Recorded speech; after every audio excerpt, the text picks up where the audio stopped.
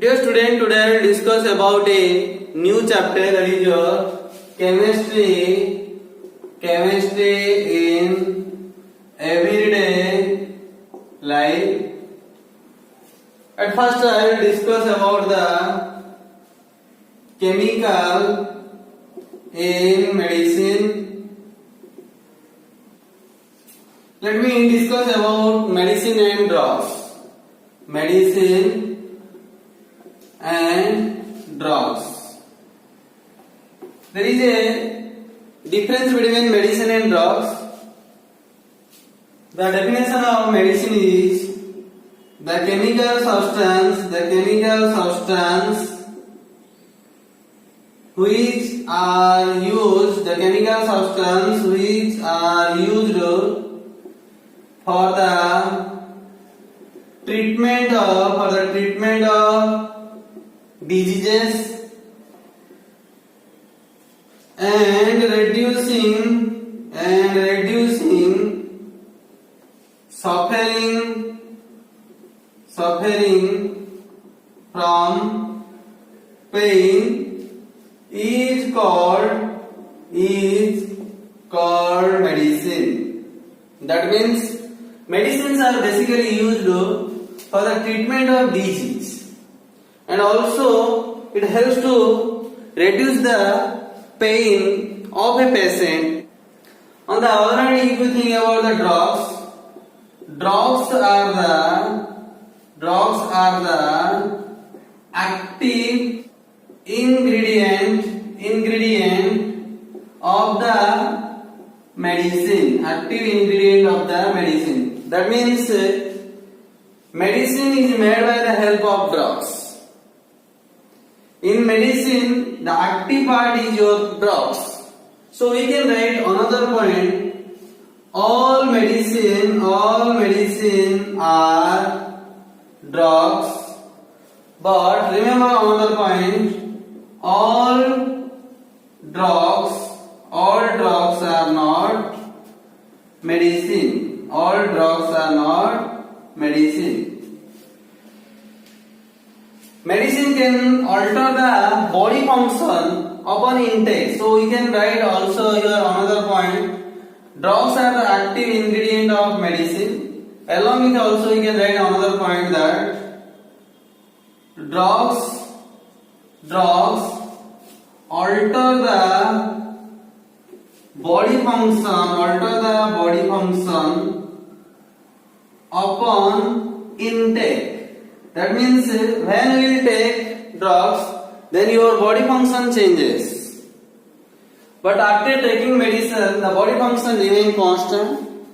We can write another point about the medicine: it do not causes stupefaction, but drugs causes stupefaction. It causes stupefaction. Medicine do not causes addiction. It do not causes addiction and has negligible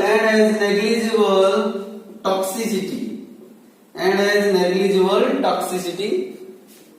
But if you think about the drugs causes addiction,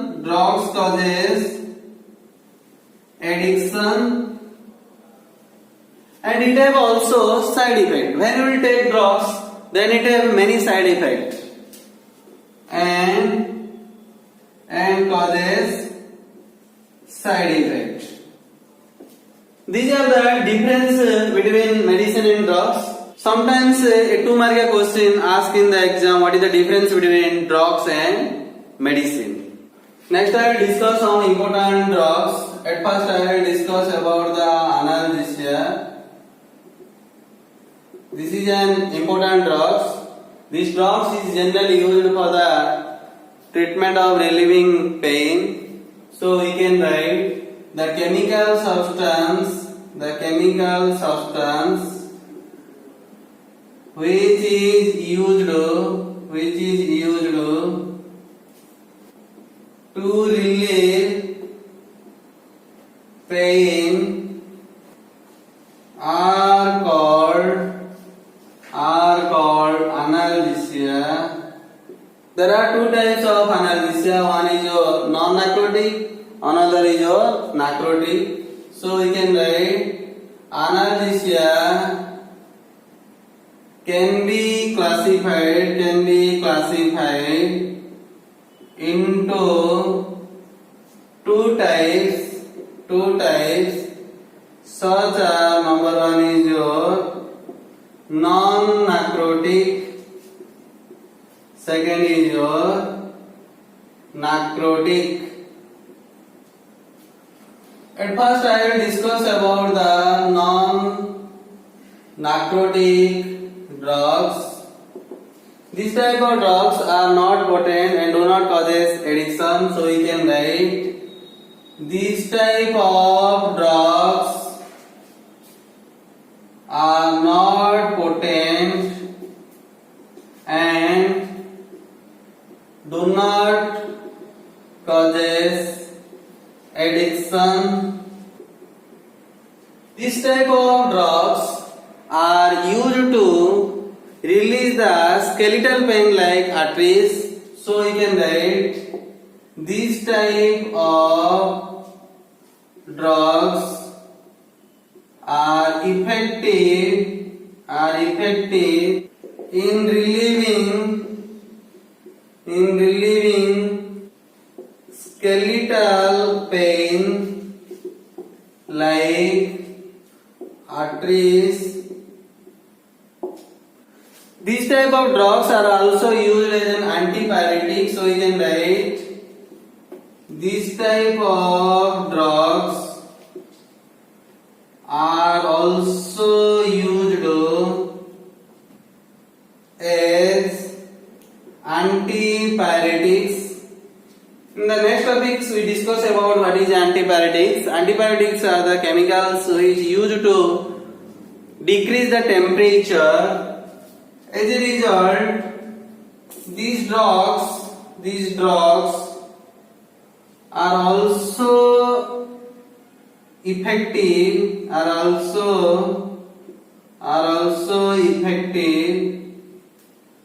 in reducing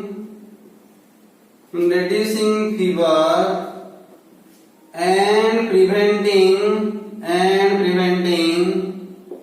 platelet. There are many types of chemical substances which are used both as analgesia and antipyretic. So we can write there are many drugs which are used both as antipyretics and analgesia. The examples of non-narcotic drugs which act both antipyretic and analgesia are paracetamol, aspirin, Novalgin, phenacetin, analgin, Combiflam. These are the examples of non-narcotic drugs which act both analgesia and antipyretic. These are also used for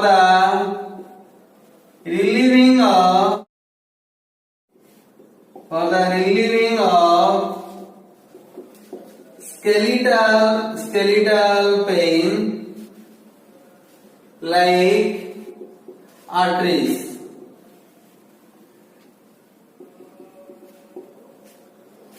There are many examples of narcotic drugs. These are also considered the narcotic drugs. So we can write another examples of narcotic drugs, but they are not used as an antipyretic. They are used only for analgesia purpose. Other examples are also we can write butadiene. These are the examples of non-narcotic drugs. Next, I will discuss about the narcotic drugs. What is a narcotic drug? These type of drugs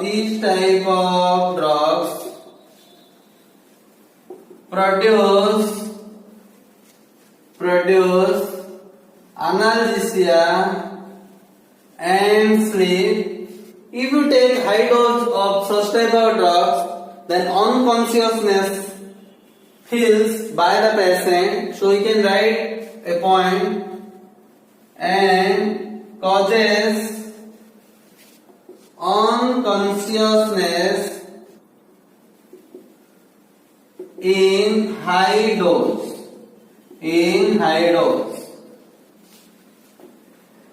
These are the mainly opium and its a product such as heroin, morphine, codeine, marijuana. These type of analgesia are used to relieve post-operative pain, cardiac pain, pain related to childbirth, and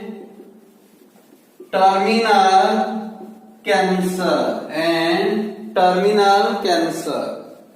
This is all about your analgesia. Now I will discuss about the next drugs, that is your antipyretic. These drugs are used for lowering the temperature of the patient who is suffered by the fever. So we can write the chemical substance which are used to lowering the temperature of the body in high fever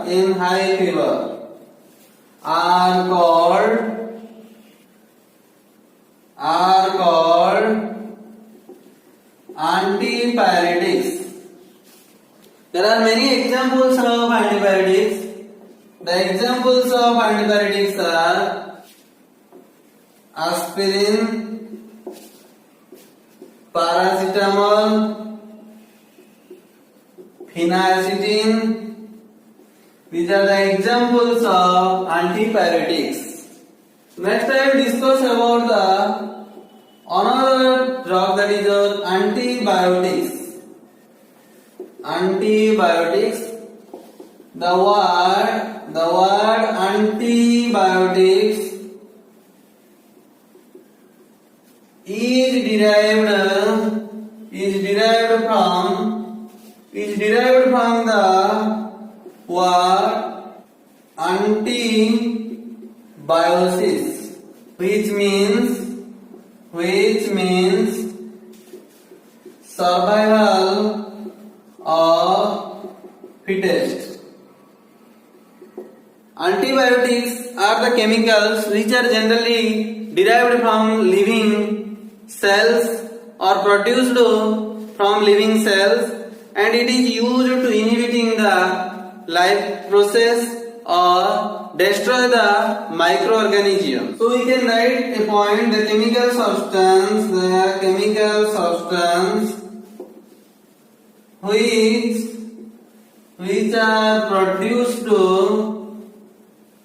which are produced or derived from living cell and capable of inhibiting the life process or destroying the microorganism are called antibiotics. The first antibiotics is discovered by Alexander Fleming in 1929 from Mold Penicillium notatum. There are many classification of antibiotic in different way. At first I will discuss about the first classification. Antibiotic can be classified into two types, such as bactericidal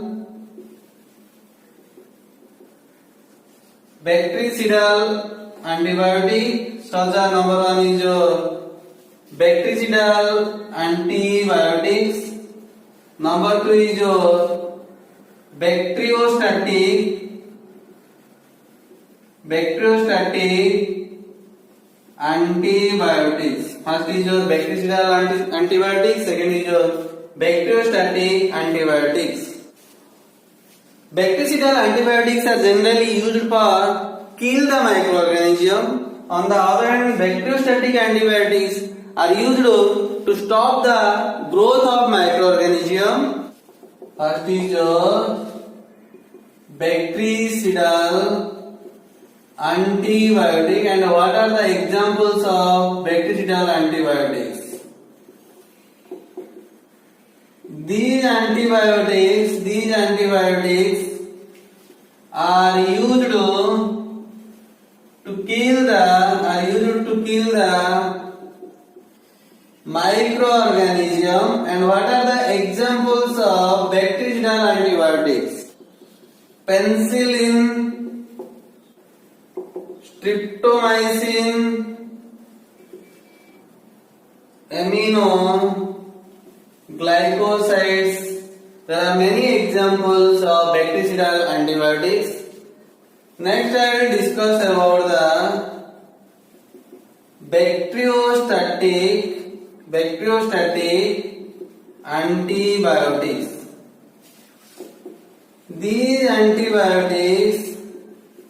These antibiotics are used to check or stop the growth of microorganism. Bactericidal antibiotics are used to kill the microorganism, while bacteriostatic antibiotics are used to stop the growth of microorganism. There are many examples of bacteriostatic antibiotics. These are tetracycline, erythromycin. You can think about the other example also. Chloraphenicol. These are the examples of bacteriostatic antibiotics. Antibiotics also classified into two types, such as number one is your narrow spectrum antibiotic, number two is your broad spectrum antibiotic. First is your narrow spectrum antibiotics. Second is your broad spectrum broad spectrum antibiotics. At first I will discuss about the narrow spectrum antibiotics. These antibiotics active against a selected group of bacteria. So we can write these antibiotics are active against a selected group of bacterial type. These antibiotics are active against a selected group of bacterial type disease. Next point is these antibiotics are used for the specific infection. That means for a particular disease, for a particularly narrow spectrum antibiotic is used. If a person suffered by many types of disease, then narrow spectrum cannot act for this, because narrow spectrum only act for a particular disease. So we can write these antibiotics are used for the specific infection. Next point is these antibiotics have less ability to cause super infection. That means these antibiotics do not use for super infection disease. If a person suffered by very super infection disease, then these antibiotics cannot be used, because these antibiotics do not respond to cure the patient from super infection. These antibiotics cause less resistance to bacteria. That means these antibiotics do not respond to the bacteria more effectively. The examples of narrow spectrum are azithromycin,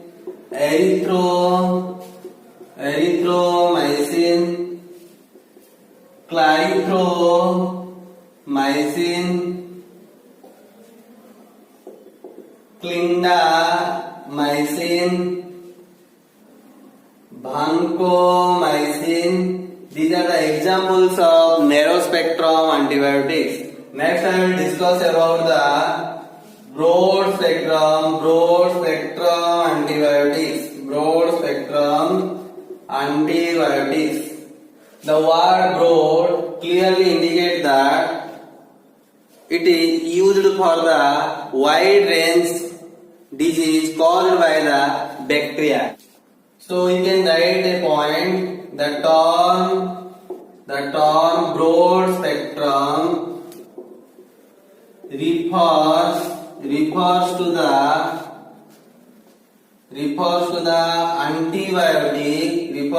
antibiotics that acts against a wide range of diseases caused by the bacteria. If the disease range is wide and that caused by the bacteria, then we generally use the broad spectrum antibiotics. Next point is it acts against the gram positive and gram negative bacteria. So we can write it acts against both the gram positive and gram negative bacteria. This type of antibiotic generally used when the disease caused by the bacteria do not respond to the narrow spectrum antibiotic. So we can write this type of antibiotics are used when the diseases caused by the bacteria do not respond to the narrow spectrum antibiotic. These type of antibiotics are generally used for superinfection where the multi-type of bacteria causing the illness of a patient, then you use broad spectrum antibiotic. Remember an important point, when a disease is not cured for a long time, then in such case we generally use broad spectrum antibiotic. So we can write a point. These antibiotics are used for superinfection where there are multi type of bacteria causing illness. In such case, broad spectrum antibiotics are used. The example of broad spectrum antibiotics are aminoglycosides. Remember, except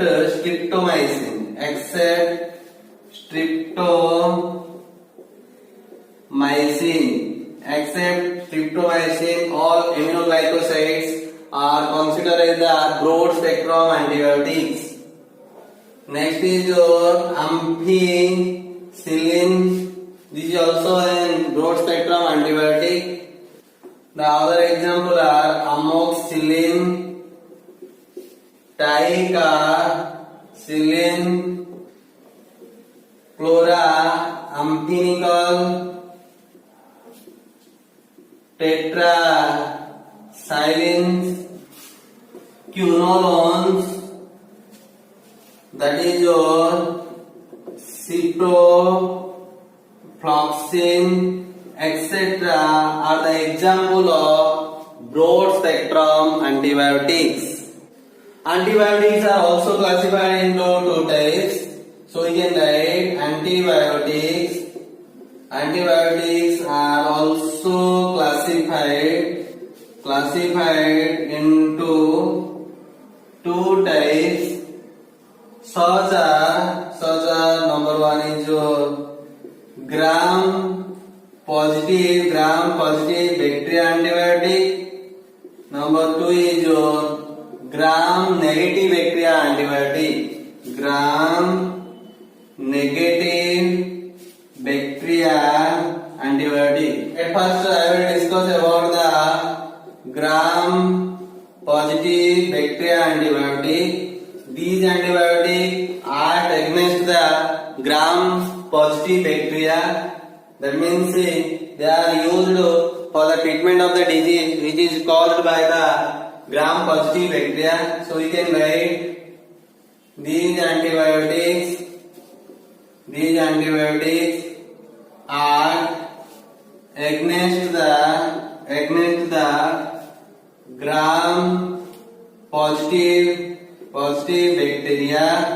There are many examples of gram positive bacteria antibiotic. The examples are teicoplanin, plannin, vancomycin, telavancin, etc. These are the examples of gram-positive bacteria.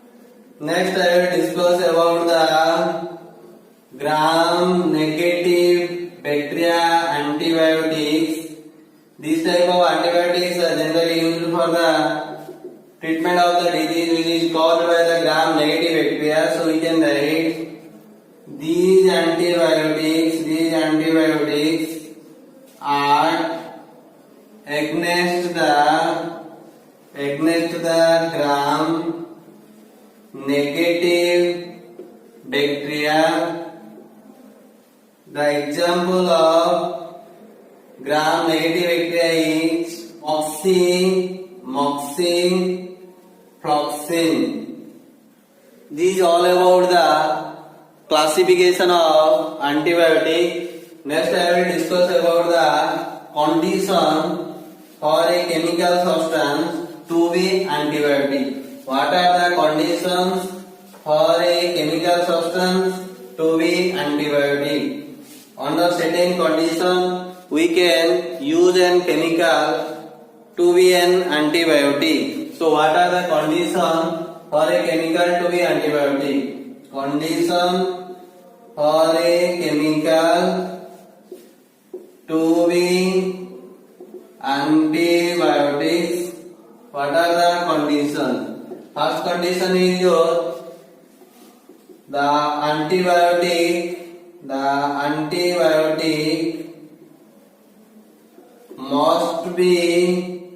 must be a product of metabolism.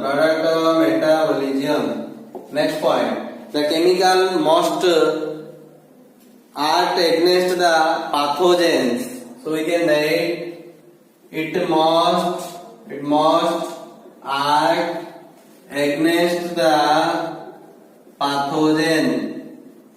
Next point is at low concentration of the chemical, the role of the chemical is more effective. That means we can write it is a more effective at low concentration.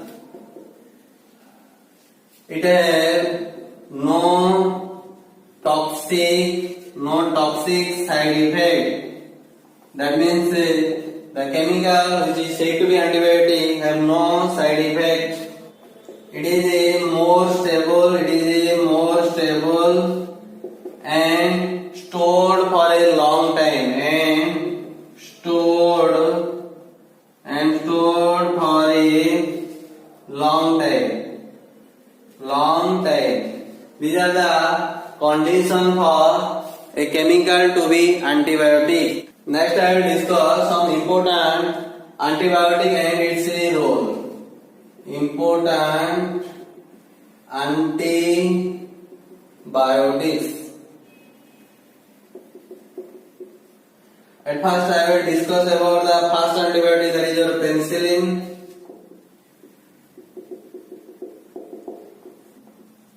It causes fatal coma.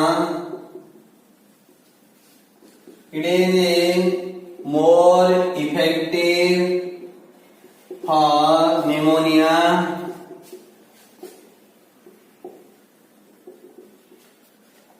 bronchitis,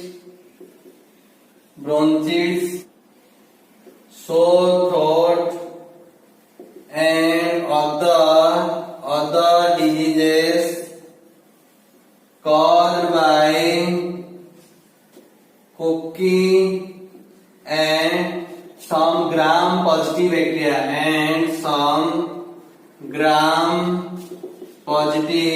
bacteria Next, I will discuss about the another important antibiotic, that is your streptomycin. It is more effective for tuberculosis, throat and lungs infection, pneumonia, meningitis. So we can write it is more effective for tuberculosis, meningitis, pneumonia, throat and lungs infection. Next important antibiotic is tetracyclines. It is more effective against the diseases caused by bacteria, virus, protozoa, parasites. Next, another important antibiotic is chloramphenicol. It is also considered as chloromycetin. It is first chemically synthesized on a commercial scale. It is more effective for the treatment of typhoid, dysentery, aquatic fever, urinary infection,